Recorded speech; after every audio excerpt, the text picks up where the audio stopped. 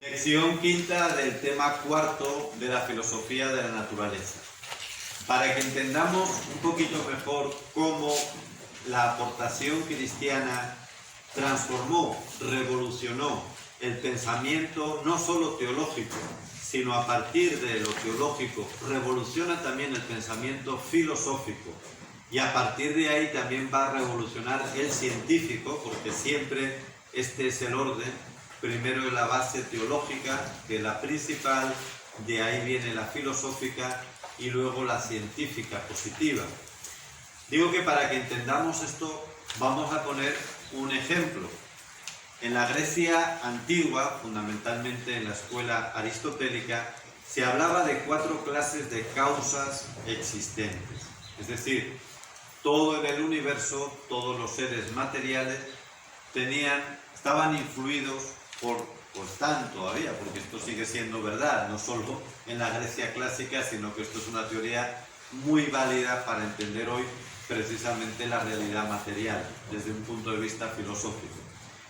Hay la causa material, que es aquello de lo que está compuesto ese ser material, la causa formal, que es lo que le da el ser al objeto, la causa eficiente, que es lo que lo produce, y la causa final, que es para lo que existe el objeto. Bien, pues los clásicos, sobre todo Aristóteles, pero también Epicuro o Diógenes de Apolonia, dicen que la causa más importante es la final. Es decir, que de acuerdo hacia dónde, hacia cómo está dirigido, para qué es el ser, así también va a ser su causa material, la formal y hasta la eficiente. Es como la que empuja a las otras.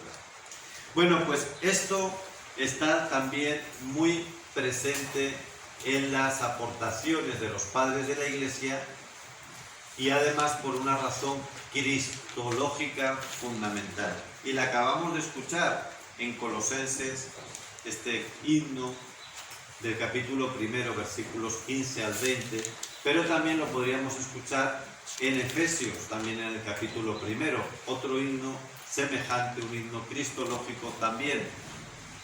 Pablo lo toma de la liturgia de aquellos primeros cristianos. ¿Y qué es lo que dicen ambos himnos? ¿Qué es la experiencia cristiana fundamental?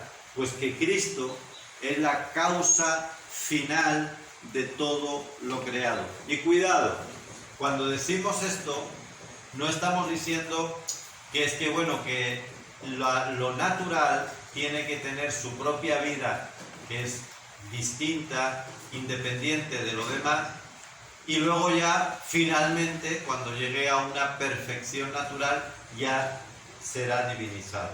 No, no. Es cristológico en todo, desde el principio, en su evolución, y sobre todo porque evoluciona en razón a su meta cristológica. Por eso a Cristo, Pablo sobre todo, le llama el consumador, o una palabra más paulina, el recapitulador. Es decir, es la cabeza de todo lo creado y que como cabeza atrae, empuja todo lo creado.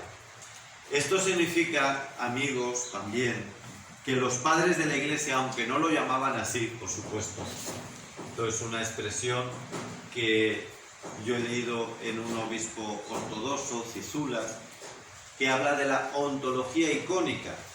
¿Qué es esto de la ontología icónica?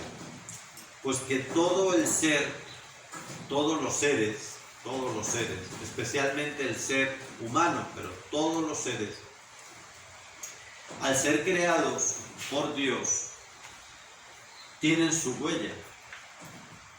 Y esto es verdad que es una revelación y por lo tanto es verdad que es un dato teológico, pero también es verdad que la filosofía, desarrollando íntegramente todos sus conocimientos, pudiera llegar a algo semejante, a una conclusión semejante. Y sin duda, una buena filosofía va a llegar a que hay algo misterioso que está marcando toda la realidad, y ese misterio es precisamente Cristo. Por eso, esta revelación, este dato teológico, apunta a algo que es evidente en la observación, en la reflexión filosófica, y es que el ser está inacabado. Es decir, el ser no es estático, el ser siempre está en movimiento, tiende a...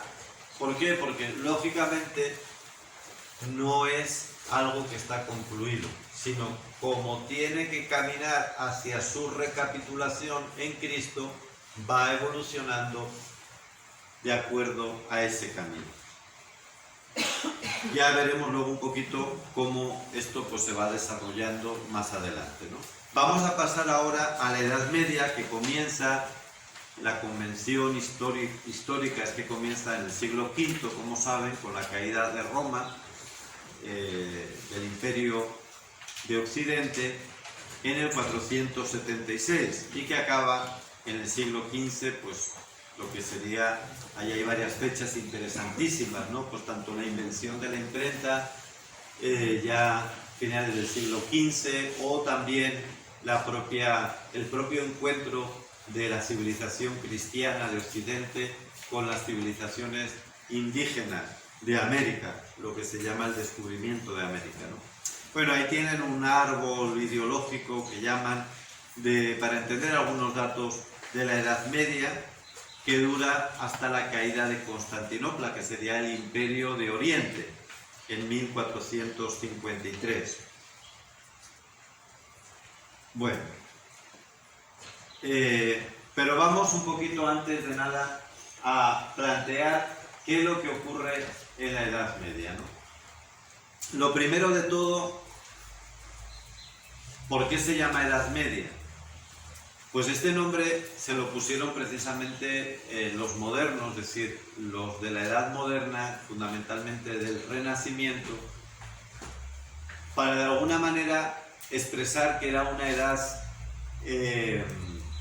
imperfecta, porque está en medio de dos puntos que para ellos son luminosos, que sería la edad clásica, la edad antigua, representada sobre todo por Grecia y Roma, y la edad moderna, que es el Renacimiento, la Ilustración, y para ellos, para los historiadores modernos, pues estos dos puntos luminosos, pues tuvieron un paréntesis oscuro y por eso lo llaman Edad Media, la que está en medio de dos focos de luz. Y por lo tanto se empeñan estos historiadores, a partir del siglo XVI, se empeñan en presentar la Edad Media como una época oscura. De hecho, a veces es sinónimo. Hablar de Edad Media es sinónimo de hablar de Edad Oscura, o viceversa, Edad Oscura es sinónimo de Edad Media. E incluso, pues, Edad Media se ha convertido en un insulto. Si tú quieres insultar a alguien, le puedes decir, mira, tú pareces de la Edad Media. Esa forma de pensar es de la Edad Media. Tú pareces alguien medieval. Y así es otro de los mitos, otro de los dogmas que también vamos aceptando de una manera absolutamente inconsciente y reflexiva en nuestro sistema educativo, en los medios de comunicación, y es absolutamente falso. Es uno de los tópicos más absurdos que existe actualmente.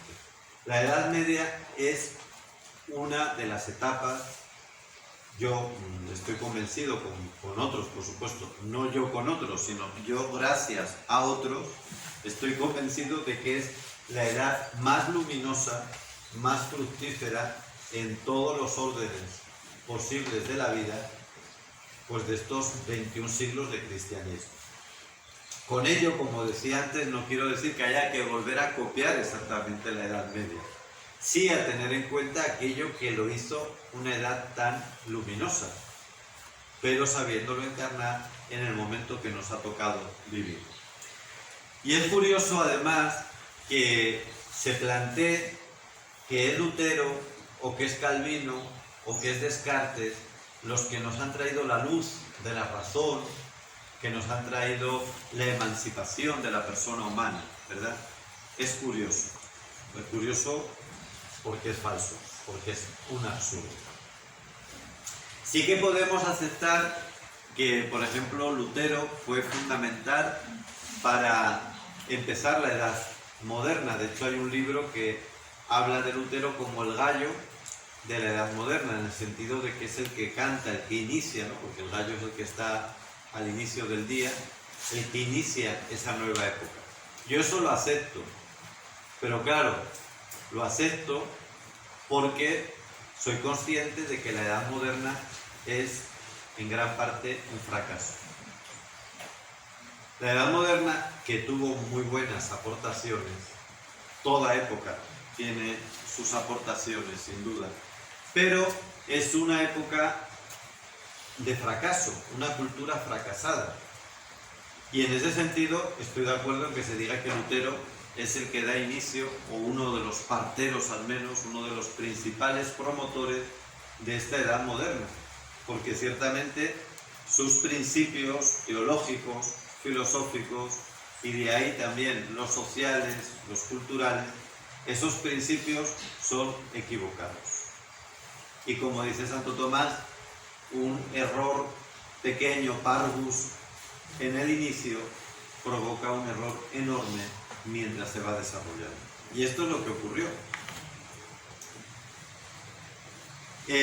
Fíjense, por ejemplo, que se habla incluso de Calvino, el otro gran, bueno, reformador no, porque ellos no reformaron nada, el otro gran rompedor de la Iglesia, el otro divisor de la Iglesia.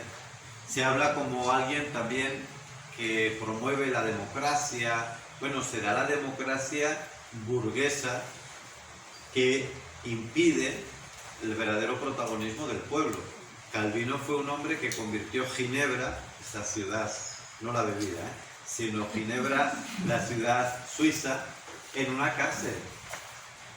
Él se cargó al 10% de la población de Ginebra en unos años, en pocos años, porque no seguían sus criterios, que pudiera ser sencillamente el que los pillasen jugando cartas, naipes. Eso ya era algo motivo para Calvino de pena de muerte. Y a este señor le llaman el padre de los derechos humanos, etcétera, etcétera. Lo mismo decir que Lutero pues es el promotor, ¿no? Pues ahora se le pone como promotor de la autonomía de la razón, de la autonomía de la ciencia, y que por eso se desarrolló. No, miren, la razón y la ciencia ya en la Edad Media había ejercido ya y había desarrollado su legítima autonomía en cuanto que tienen su propio método, el que hemos explicado antes. Lutero no hace eso. Lutero lo que hace es aislarla, independizarla de las otras verdades, entre ellas la de la fe. Y cuando independiza, saca la fe, la divide de la razón y de la ciencia, entonces cada una se vuelve loca. Son esas dos alas que ya, en vez de hacernos volar armónicamente, se convierten en cosas desproporcionadas. La fe se convierte en fideísmo porque le falta el ala de la razón con la cual poder explicar también muchas cosas que tiene que explicar, porque la fe no es algo a lo que lleguemos por la razón, pero la fe es razonable, es plausible. Y eso es lo que impide esta separación que hace Lutero.